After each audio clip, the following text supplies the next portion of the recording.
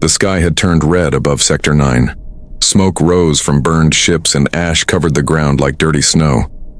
Earth's forces had lost the battle in less than 2 hours. The aliens didn't just attack to destroy, they came to rule. James stood in the middle of the ruined command base. His uniform was torn, his arm bleeding, but his grip on the broken sword never loosened. The blade had no power left, yet he held it like it still mattered. Around him, the cries of the wounded echoed across the valley. No one knew who the aliens were. They had appeared suddenly in orbit. Their ships were dark, round and cold like eyes in the sky. When the first wave hit, they didn't speak. They just took control. The governments tried peace. The military tried weapons. Nothing worked. One by one, the cities fell. But the aliens didn't kill everyone. They left people alive, just enough to see the world fall around them. James had lost his squad in the northern hills. He had buried them with his own hands. Their bodies were crushed by energy blasts that melted tanks like butter. Only he survived, and no one understood why. Now he walked alone toward the ruined Capitol Hall, the place where the first message from the enemy had come. A message spoken in perfect English, but cold and heartless. It said only one thing: kneel or vanish. As James entered the hall, the wind pushed the broken doors open wider. Shadows moved in the corners. He stepped over a shattered banner that once held Earth's seal. Dust rose from each step like whispers from the dead. At the center of the hall was the throne, not a human one, a dark stone seat carved with symbols that glowed blue. Around it sat the enemy commanders, silent and still like statues. Their faces were pale, their eyes black as space. In the throne sat one taller than the rest, dressed in black armor that shimmered with strange light. James walked straight toward them. His heart was heavy, but his feet did not slow. The sword dragged behind him, leaving a faint line on the marble floor. He didn't know why he was still alive, but he was done hiding. The leader on the throne watched him. No words came. No soldiers moved. James could feel their eyes, not just on him but inside him, searching for weakness, waiting for fear. But James didn't stop. He reached the final step and stood tall. His voice was calm when he finally spoke. "You said I'm not worthy to stand here," he said. Then he looked at their cold, quiet faces. "Then why does everyone look like they've already been broken?" A silence followed. Not because they didn't understand, but because something had shifted. The way they stared at him changed, no longer like he was prey, but like he was something else, something they feared. The leader stood slowly from the throne. His black cloak slid across the floor like oil. He walked down the steps without a sound. James raised the sword. He didn't know if it would work, but he didn't care anymore. The leader's voice was deep. "Do you even know what you carry?" he asked. His hand pointed to the sword. James tightened his grip. He didn't need to understand it. He only needed to use it. The throne room lights began to flicker. The ground shook slightly. The other commanders stood one by one, their heads turned toward James. No one dared to speak. No one dared to move against him. Something inside the sword pulsed. Faintly. Once. Then again. James felt heat rise in his chest. Not pain. Power. Old and familiar. Like it had been waiting for him all along. The room was still as stone. James stood with the sword in his hand while the alien leader stared at him. The other commanders made no move. Their pale faces showed no emotion, but their eyes told another story. Something had changed in the air between them. James didn't know what was happening to the sword. The blade had been dead for months. It was just a memory of Earth's first defeat. Now it was warm in his grip. Faint blue lines began to glow along its edge. The leader stepped closer. His armor shimmered under the flickering light. "You should not be holding that," he said. "That blade belongs to a dead line." His voice was calm, but a sharp edge hid beneath it. The others watched silently as James raised the sword. "I don't care who it belonged to," James replied. It's mine now." His voice was low but steady. The sword pulsed again in his hand. His heart beat faster, not from fear but from something deeper. It felt like the weapon knew him. The alien leader extended a hand. "Give it to me, and I will let you leave this place alive," he said. James didn't move. His feet stayed, planted on the cold floor. The energy in the sword was growing, and he knew giving it up was no longer an option. The silence was broken when one of the commanders on the left shifted. His armor groaned as he leaned forward. "He is waking it," he said to the others. "The blood has not forgotten. The code is alive again." His voice was soft, almost afraid. James didn't understand their words, but he saw their fear. These creatures who had crushed whole cities were nervous now. Not of him, but of the sword. The very weapon they had left behind, thinking it powerless and forgotten. The leader narrowed his black eyes. "You cannot be who we think you are," he said. "That line ended long before your kind even left your caves." His hand lowered, and he stepped back. For the first time, James saw hesitation in the alien's stance.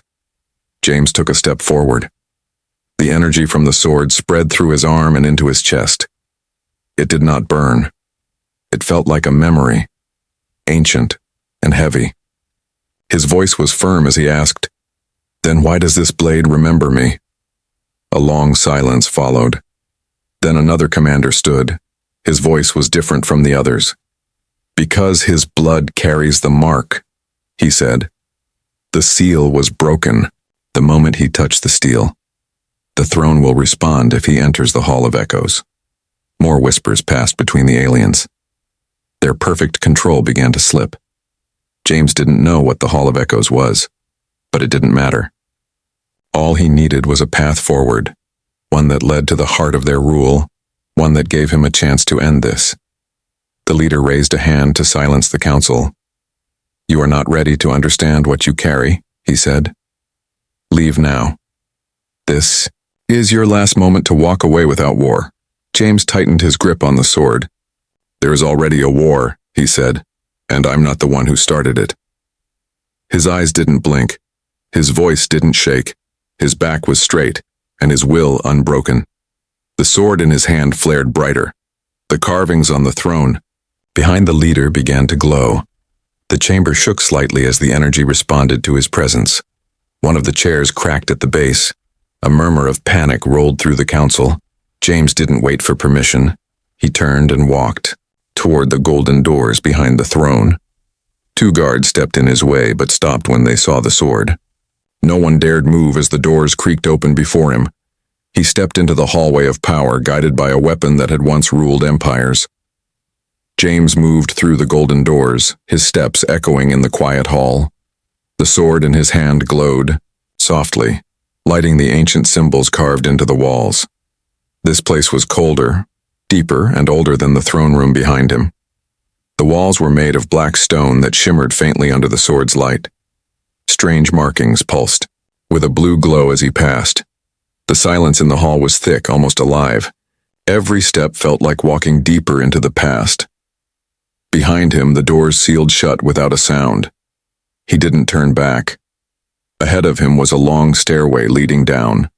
He didn't know what was waiting, but the sword pulled him forward like it had a purpose of its own. His mind filled with images he didn't recognize, flashes of other battles, voices in languages he couldn't understand, a tall figure in silver armor raising the same sword high above a sea of enemies.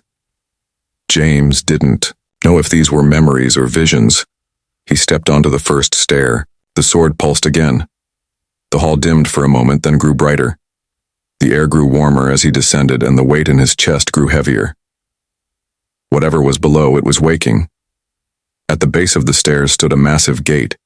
It was carved with the same strange markings, but larger and more detailed. In the center was a circular seal that matched the symbol on the sword's hilt. It began to spin slowly as he approached. James stopped just a few steps away. The gate was reacting to the sword. He didn't touch it. He didn't need to. The stone surface moved on its own. It split open down the middle and revealed a chamber, glowing with golden light.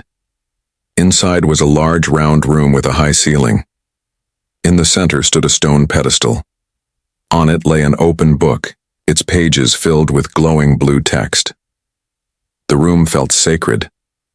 It felt like no one had entered it for 1,000 years.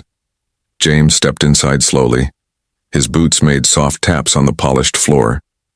The sword in his hand hummed louder now, as if recognizing the place. He looked around but saw no other exit. This room was meant for only one thing. He moved closer to the pedestal. The text in the book shifted slightly, forming new symbols. Then the words became clear English. The title on the open page read, Line of the Flame Bearer. James read the lines slowly. It spoke of a bloodline chosen by the ancients, warriors who were born to carry the sword of light. It said that when the empire fell, the last of the line would vanish, and only when hope returned would the sword awaken again. He stared at the page. He didn't believe in fate. He didn't believe in chosen ones. But the sword had chosen him. It had burned for him. And now, a forgotten book from an alien past knew his blood. A voice echoed through the chamber. It was not loud, but it filled the space. You carry the mark, it said. The throne recognizes your right. The council fears your rise. They know you are not broken like the others. James looked around but saw no speaker. The voice came from the walls, or the air, or maybe from inside the sword. He gripped the hilt tighter. He didn't ask to be chosen, but now he had no choice. The book flipped a page on its own. New words formed. A path lit up on the floor, glowing in the same blue as the sword. It led toward a door hidden in the far wall. The room was no longer still. It had come alive. James stepped off the pedestal and followed the path. Whatever lay ahead, he was ready to face it. James followed the glowing path across the floor. The lines moved ahead of him like they were alive. Each step he took lit up new symbols, and the air grew warmer as the hidden door opened slowly before him. Beyond the door was a tunnel carved from deep stone. Strange lights pulsed within the walls like veins of energy. The sound of his footsteps echoed ahead, but no other noise followed. He was walking into something ancient and untouched. The sword in his hand felt heavier, yet somehow easier to carry.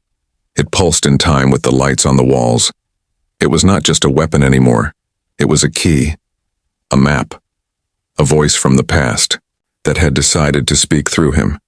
At the end of the tunnel was a large chamber filled with broken statues. Each one looked like a warrior.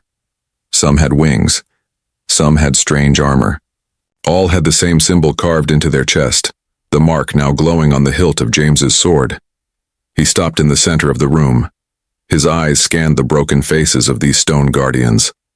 They had once been protectors, maybe even kings, but they had fallen, and yet their broken bodies still pointed toward the far end of the chamber. There stood another door, taller, wider, covered in silver and gold patterns. The sword grew warm again in his grip, and the markings on the door responded. They shifted, twisted, and formed an open path forward. Before he stepped through, James looked once more at the fallen statues. "What happened to all of you?" he asked softly. "Did you fall protecting this place or trying to escape it?"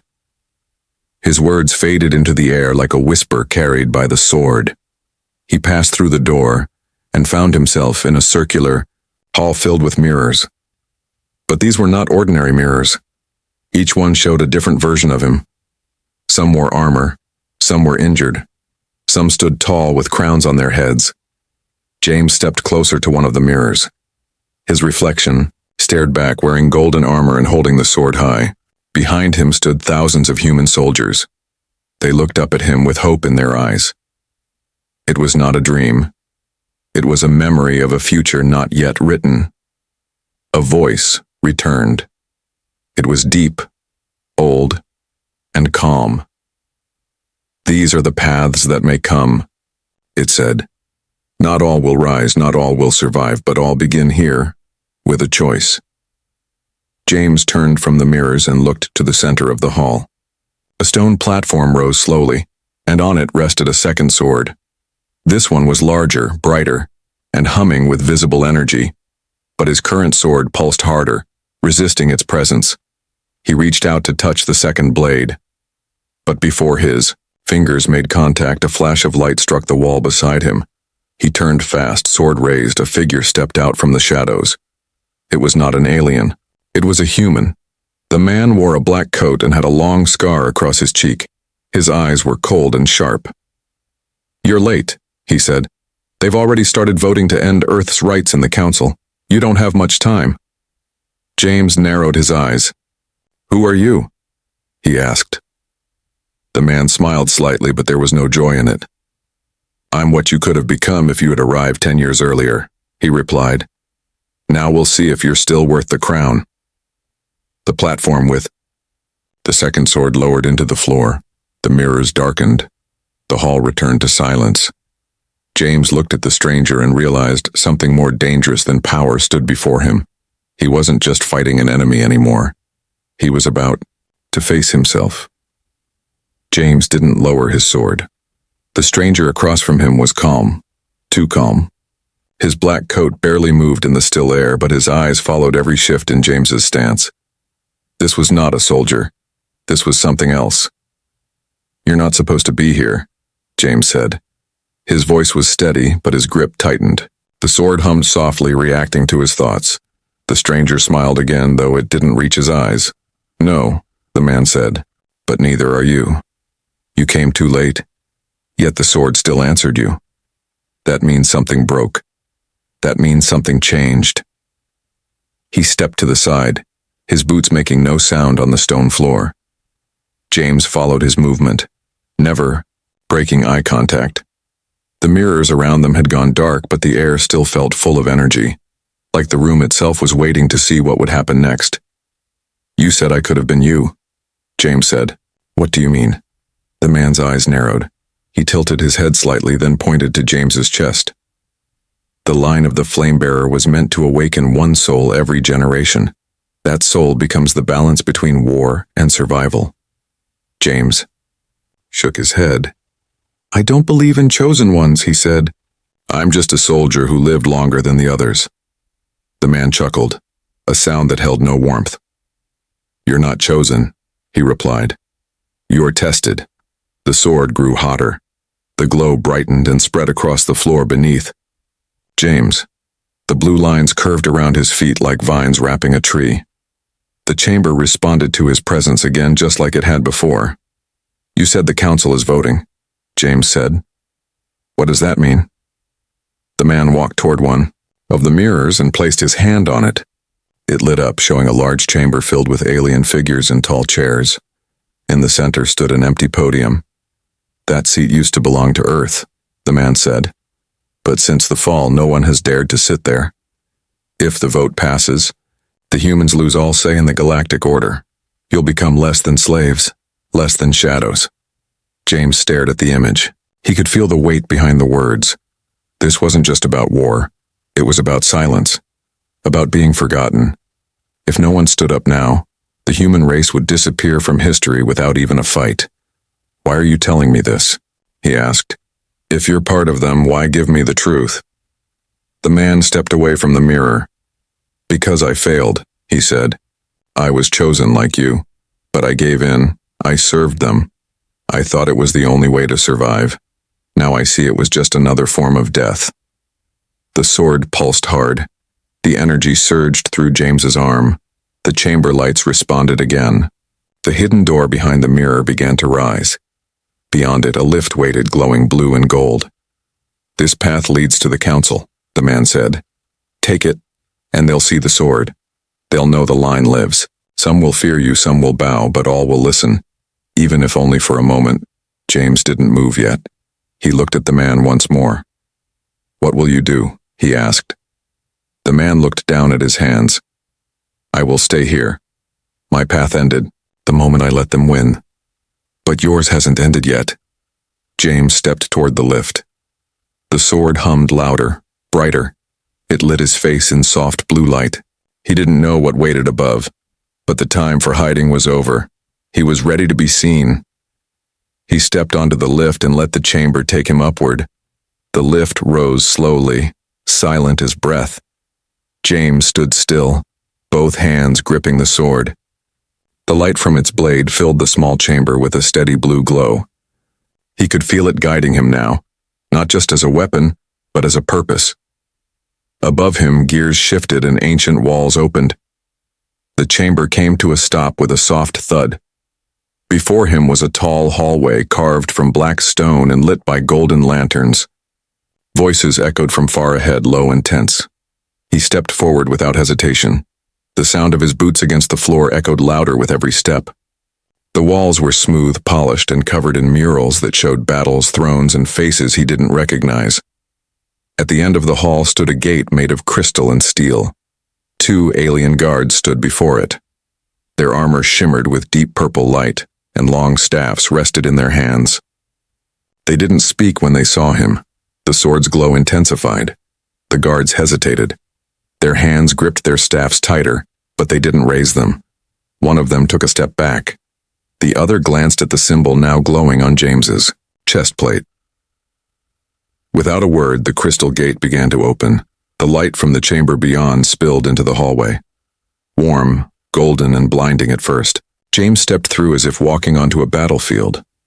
Inside was a vast circular hall with high ceilings and giant columns. Around the edges sat dozens of alien leaders, each seated on raised platforms.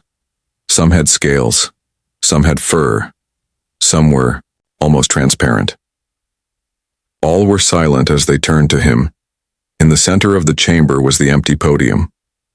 Behind it stood the high voice, a tall alien with silver robes and glowing red eyes. He paused his speech the moment he saw James. A hush fell over the room. James didn't speak. He walked straight toward the center. The path was lined with glowing tiles that lit beneath his feet. The silence grew thicker. Some leaders leaned forward. Others shrank back in their seats. When he reached the podium, James turned to face them. He raised the sword and planted it into the stone floor. A shock of blue light spread from its tip and pulsed through the room. Gasps followed. The walls echoed with a soft hum of energy. "I am not here to beg," James said. "I am not here to kneel. I am here to remind you that humanity is not broken. We still stand. We still fight. And the flame you buried did not die." The high voice stepped forward. "You carry the blade of the flame-bearer," he said. "That bloodline was thought lost. This council does not answer to ghosts." His voice was steady, but his eyes flickered with doubt. James met his gaze. "Then why does your council grow silent at its return?" he asked. "If I am not worthy, why did the sword choose me? Why did your guards let me pass?" He took one step closer to the edge of the podium. Murmurs spread across the chamber. Some voices whispered in fear, others in anger. A few counselors stood and pointed toward the sword. "This changes the balance," one of them said. "He is not supposed to be here." The high voice raised his hand for silence. "Then let the ancient law decide," he said. "The hall of trial will test his right. If he survives, the seat will be restored. If he fails, the sword dies with him."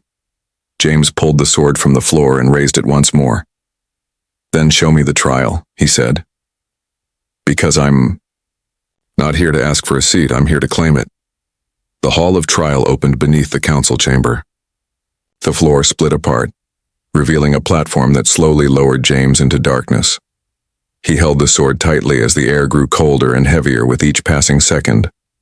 Blue flames lit the walls as the platform descended. Strange symbols glowed around him. The silence was different now. It wasn't just quiet, it was watching. The chamber below had not seen a challenger in many years. At the bottom, the platform stopped. The space was wide, empty, and circular. Smooth black stone covered the floor, and high above, the ceiling was lost in shadows. In the center stood a single pillar with a glowing white crystal. James stepped off the platform. The sword pulsed, responding to the strange energy in the air. The moment his boots touched the floor, the chamber came alive. Sparks danced across the walls. The temperature dropped sharply. A voice filled the space, deep and without form. "This trial is not of strength," it said. It is not of speed or knowledge, it is of will. If your spirit breaks, you will vanish. If your truth fades, so will your flame. James said nothing. He walked toward the pillar. As he approached, the floor cracked beneath him. Black mist rose from the ground, twisting into shapes. Shadows formed faces, hands, and eyes. They whispered doubts in broken voices. You were never chosen, they said. You are a mistake. You are alone. You are nothing. The whispers grew louder. They circled him like wolves. His breath became heavy, and the sword dimmed slightly. He took another step forward. The mist pulled at his legs, slowing him. The shadows grew taller, sharper. They tried to take the shape of people he once knew, his fallen squad, his commander, his brother. All of them broken, all of them blaming him. The voices screamed now. You let them die. You left them. You failed. The weight of guilt pressed against his chest. His knees trembled. The sword in his hand flickered.